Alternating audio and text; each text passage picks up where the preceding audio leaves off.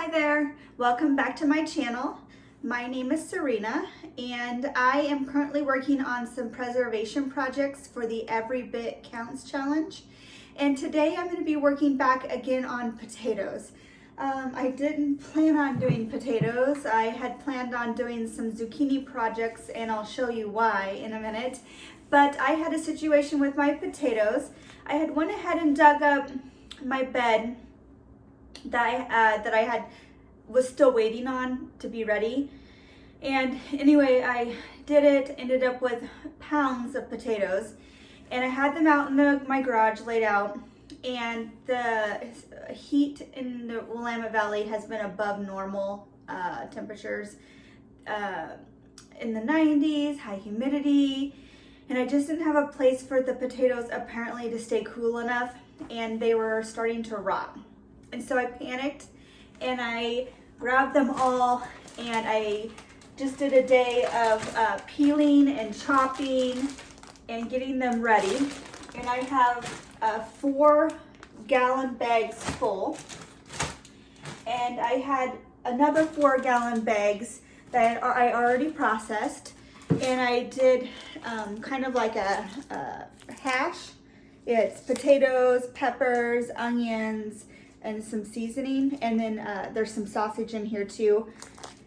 And then that way, easy breakfasts, breakfast burritos, even for the evening, some quick freezer meals. So I've got about 8 of these, and I think that I might do some more depending on if I have any potatoes left. But my plan is to can up some potato soup with these. And then if I have any left over, I want to do a potato salad, and then if I have any left over on repeat, then I'll do the rest in this. So yes, today I'm going to be making potato soup and pressure canning it for the shelf. You want to have a big stock pot for this, so I grabbed my big one here. And we're going to start off by adding in the bacon. This is about 12 ounces of bacon.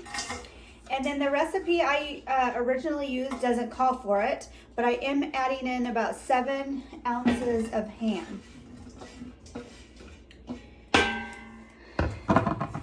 Now, because we're pressure cooking it already with the bacon in it, we're going to be going to that maximum pressure canning time, which for quarts is I think 1 hour and 15 minutes, but when we get there, I'll make sure that's correct. So adding more meat is not going to be a problem.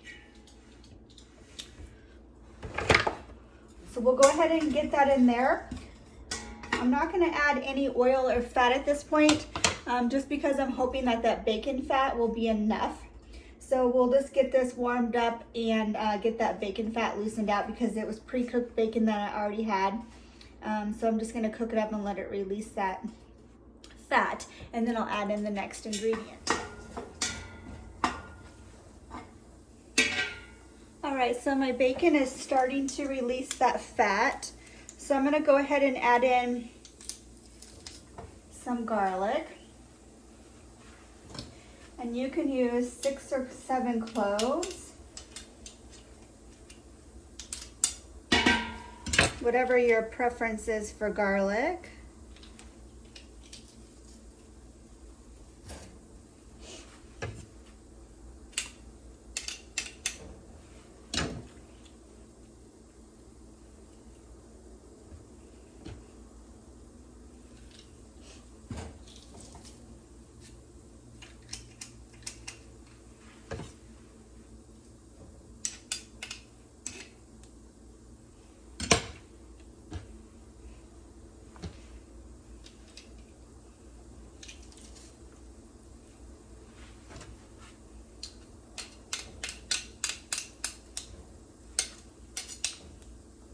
Bacon and garlic, it's already starting to smell delicious in here. All right, and it looks like I do need a little moisture, so I'm gonna go ahead and add in my vegetables. It calls for about 1/2 cup of celery. Oops.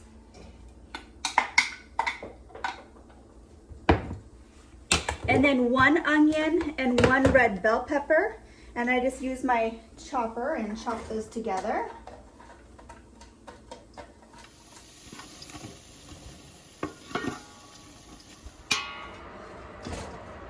like this is coming together pretty well. The next thing I'm gonna go ahead and add in is it calls for 9 cups of bone broth. So I have this ready. I just went ahead in this case and used better than bouillon because I didn't want to use my good bone broth that I just canned. And I feel like in this case that better than bouillon works perfectly fine. All right, so that's 8 cups, and then I have 1 more cup boiling. It's almost there. Now, the recipe calls for chives, which I thought I had, but I don't. And it calls for sage, which I thought I had, but I don't. So we're just gonna, I'll add chives when I cook it, when I reheat it. I think that's perfectly fine. So we need 1 teaspoon of paprika. I'm gonna go ahead and use smoked paprika just to give it a little bit of smokiness. I think that'll be good with the ham. And then it calls for a 1/4 teaspoon. So that was 1 teaspoon of paprika and a 1/4 teaspoon of cayenne pepper.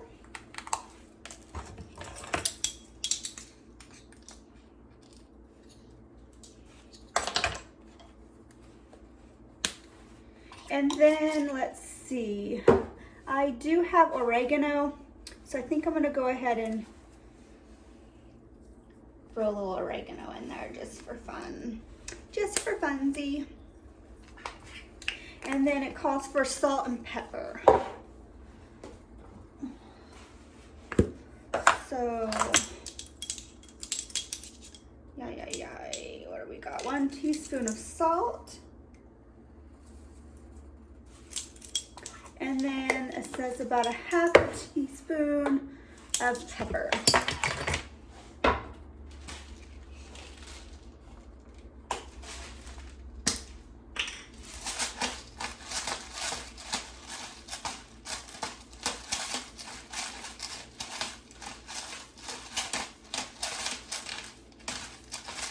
That should be good.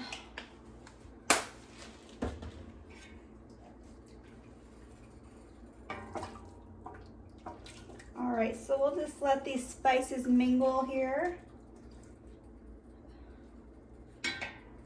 And then once we get this ready, let's see, we're gonna go ahead and add our 16 cups of potatoes.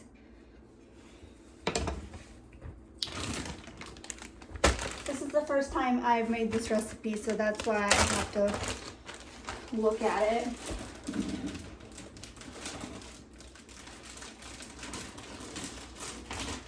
All right, so we have 4.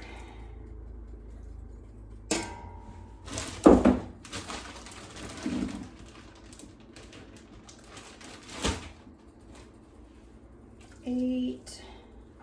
Go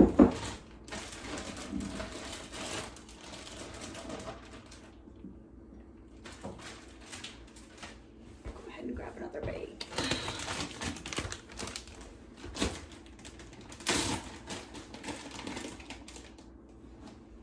12.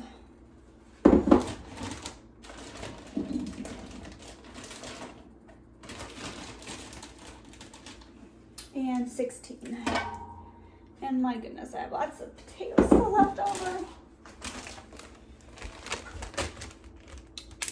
Good thing we like potatoes. Oh. So I reread the instructions and it states to boil for 15 minutes or until potatoes start to break down. Now, my potatoes are already cooked, or mostly cooked, because I pre-cooked them yesterday after I peeled and chopped them. I went ahead and boiled them for a couple minutes.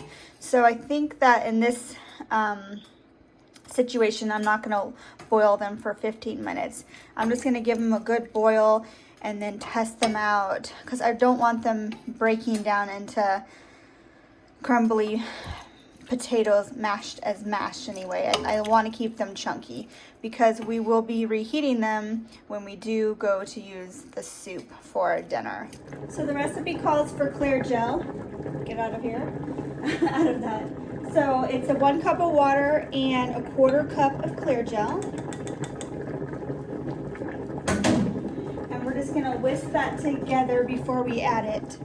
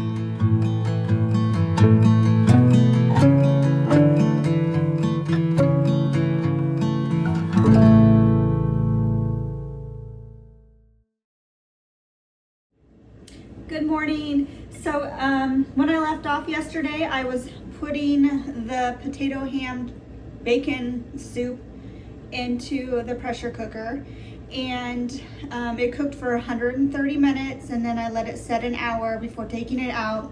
At that point, it was too late. I had 2 more to put in, and those are in right now. And yeah, they turned out, they all sealed. They turned out so pretty. So I'm just letting them sit a little longer, and then I'll go ahead and remove the rings. Y'all, I'm tired. This preservation rush has been wearing.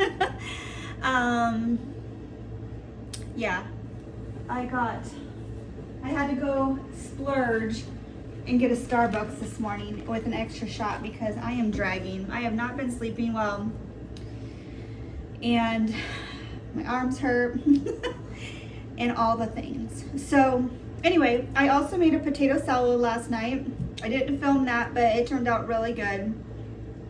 I just took some of those potatoes, mayonnaise, pickles, mustard, hard-boiled eggs, and then I used the, I don't know if they still sell this. Let me show it to you. But at Trader Joe's, they had and everything in a pickle seasoning, and I put that in, and this makes it. It's so good. So, okay, so I am gonna stop saying so many times, and I'm gonna go ahead and process the rest of the potatoes. I'm gonna go ahead and turn it into breakfast hash, and get those in the food saver bags, and so we can get those in the freezer. I went ahead and pre-made the hash mix yesterday that's going to go with the potatoes. So let me get everything out and I'll show you what I did. So this is what it's looking like.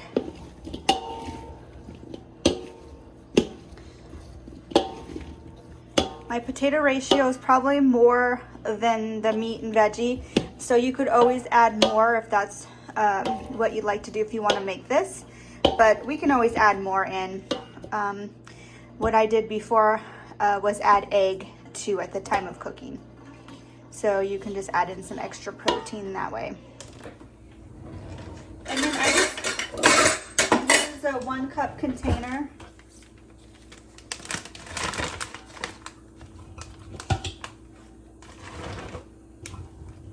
And I think it was about 3.5 cups is what I used. What was it, 4?